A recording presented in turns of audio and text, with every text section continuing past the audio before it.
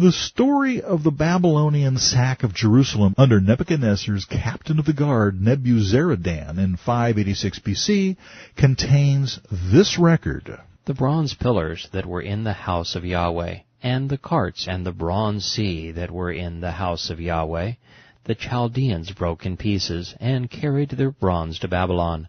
They also took away the pots, the shovels, the trimmers, the spoons, and all the bronze utensils which the priest ministered, the fire pans and the basins, the things of solid gold and solid silver, the captain of the guards took away, the 2 pillars, 1 sea, and the carts, which Solomon had made for the house of Yahweh.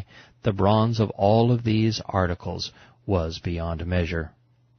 2 Kings 25:13-16. Sometimes lists are significant for what they don't contain. What's missing here? Only the most important stuff, the Ark of the Covenant with the integral mercy seat, the solid gold lampstand, the altar of incense, the table of showbread, things that since the days of the wilderness wanderings had been crucial to Jewish ritual worship as outlined in the Torah. You'd think that if Nebuzaradan had found these things, they would have been listed along with the spoons and shovels. Otherwise, it's like reporting a burglary in the Smithsonian and somehow forgetting to mention that the thieves got away with the Hope Diamond. Shishak of Egypt and Sennacherib of Assyria had also taken booty from the temple, but the ark wasn't mentioned then either. Actually, the last biblical mention of the Ark of the Covenant was in 2 Chronicles 35 during the reign of Josiah, about 621 BC. That leaves only 35 years unaccounted for, increasing the likelihood that its disappearance had something to do with the final Babylonian siege. It is therefore with great interest that we read this tidbit from the Apocrypha. And I quote, "The prophet," this is Jeremiah, "having received an oracle, ordered that the tent and the ark should follow with him. And he went out to the mountain where Moses had gone up and had seen the inheritance of God. Jeremiah came and found a cave dwelling, and he brought there the tent and the ark of the altar of incense, and he sealed up the entrance. Some of those who followed with him came up intending to mark the way, but could not find it. When Jeremiah learned of it, he rebuked them and declared, 'The place shall remain unknown until God gathers his people together again and shows his mercy. Then Yahweh will disclose these things, and the glory of Yahweh and the cloud will appear, as they were shown in the case of Moses, and as Solomon asked that the place should be specially consecrated.'" That's in 2 Maccabees 2, verses 4 through 8. Now, it's not scripture, but it may well provide us with some clues. At first glance, it seems to be saying that Jeremiah took the ark to Mount Nebo, the place, in modern Jordan, from which Moses viewed the inheritance of Israel. But the countryside was crawling with Babylonians at the time. A siege wall had been built to prevent just such movements. So a journey like this seems highly unlikely. More probable is that Jeremiah's oracle is being described. He was seeing things that, as with Moses, you really couldn't see from where you were standing. Equally possible is that the 2 Maccabees passage has been mistranslated, that the actual meaning is, he went out to the mountain which Moses had seen when he had gone up to view the inheritance of God. That is, Moriah, which is easily visible from Nebo on a clear day. If that's the case, here's what's happening.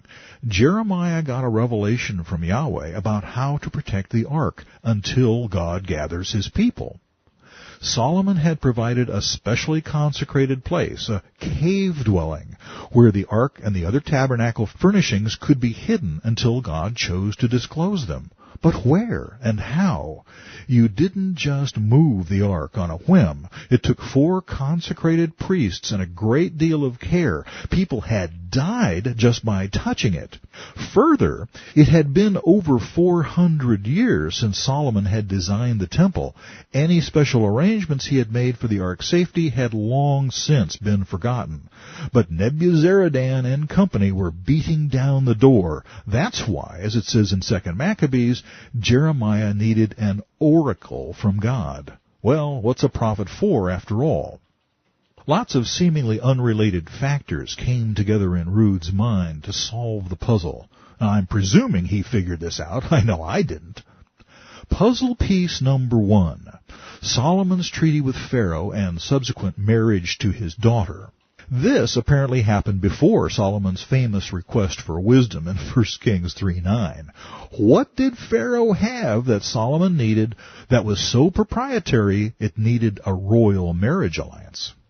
Puzzle piece number 2. The 2 hollow bronze columns that stood outside the entrance to the holy place. They were mentioned above among the things that were hauled off to Babylon. They held nothing up and had no apparent symbolic function. Worse, there are textual discrepancies concerning their height. Are these contradictions or clues? Puzzle piece number 3. Geology. Jerusalem is built on limestone. Local quarries like the one at the top of Mount Moriah produced huge amounts of a beautiful off-white stone that lent a certain architectural continuity to the city, one that continues to this day. Limestone is not like granite. It is relatively easy to cut and excavate, and groundwater can create natural tunnels and caverns through it.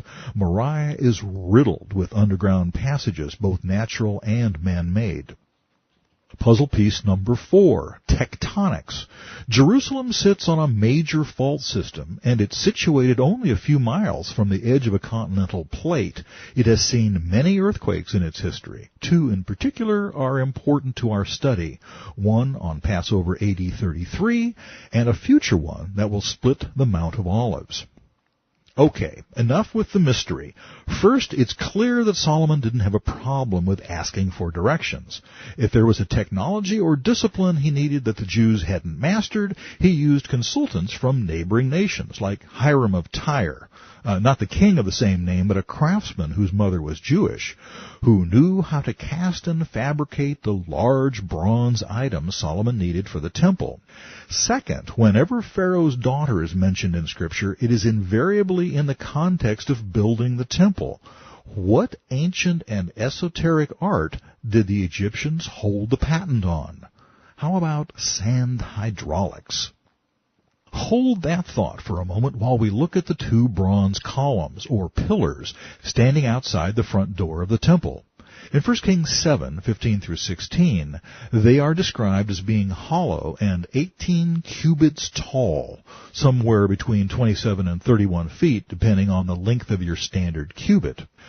The lily-shaped capitals were cast of solid bronze and were said to be 5 cubits tall. But in 2 Kings 25:17, where we're reviewing what the Babylonians hauled away, they're described as being 3 cubits tall. What gives? Rude put 2 and 2 together and came up with this. The pillars and their capitals were part of an elaborate fulcrum and lever system that Solomon built beneath the temple. When sand was released from within a piston beneath the Holy of Holies, the lever began to move. The force was supplied by the weight of the capitals as they began to sink into the hollow columns. That's where the 2 missing cubits went. The immense mass of the solid bronze capitals depressed the short end of the lever, requiring the fulcrum to be somewhere beneath the holy place.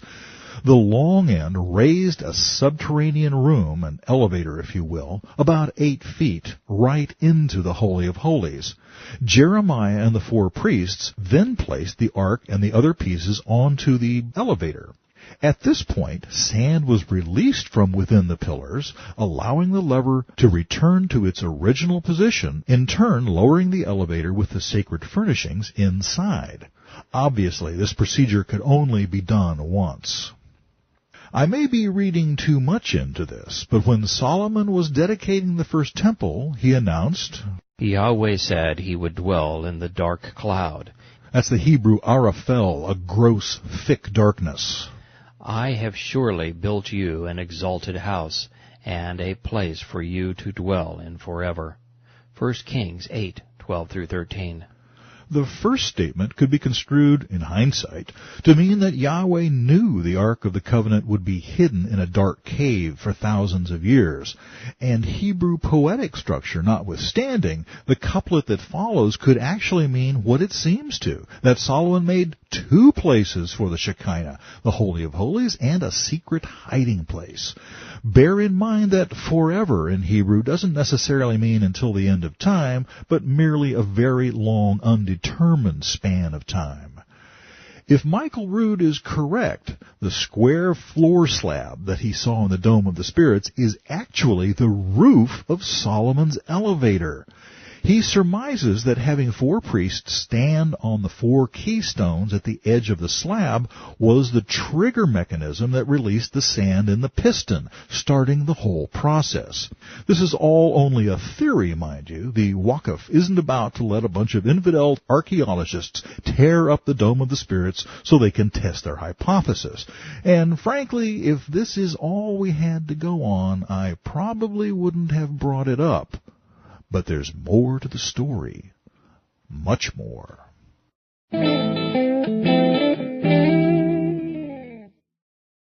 Back in 1978, amateur archaeologist Ron Wyatt and his two sons were in the Sinai Peninsula searching for the site where the nation of Israel crossed the Red Sea, 2 steps ahead of the pursuing Egyptian armies. He found it, by the way, right down to the 18th century chariot wheels strewn across the floor of the Gulf of Aqaba. It's a fascinating story, but alas, beyond the scope of this book. Wyatt got severely sunburned and had to return to Jerusalem. There he was strolling near the escarpment known as Gordon's Calvary, with a local authority chatting about Roman antiquities, when he stopped, pointed, and said, "That's Jeremiah's grotto, and the Ark of the Covenant is in there." Wyatt later said he had no idea why he had blurted out such a ridiculous thing. He had never even contemplated a search for the Ark. But his companion's response was equally baffling. Rather than laughing in his face, he offered Wyatt a chance to dig for it, promising the permits, lodging, and even meals. Wyatt, an anesthetist by profession, went back to the U.S. with a head full of questions. After studying for a year, he returned to Israel. One fact that had intrigued him was his discovery that King Uzziah, 100 years before the Babylonian onslaught, had built an army of siege defense weapons capable of wreaking havoc over 1,000 feet out from the city walls. Therefore, it made sense that Nebuzaradan would have built his siege wall at least that far back from the city wall. The prophet Jeremiah had been warning the city populace for 40 years about their impending doom. He knew the city would be totally destroyed.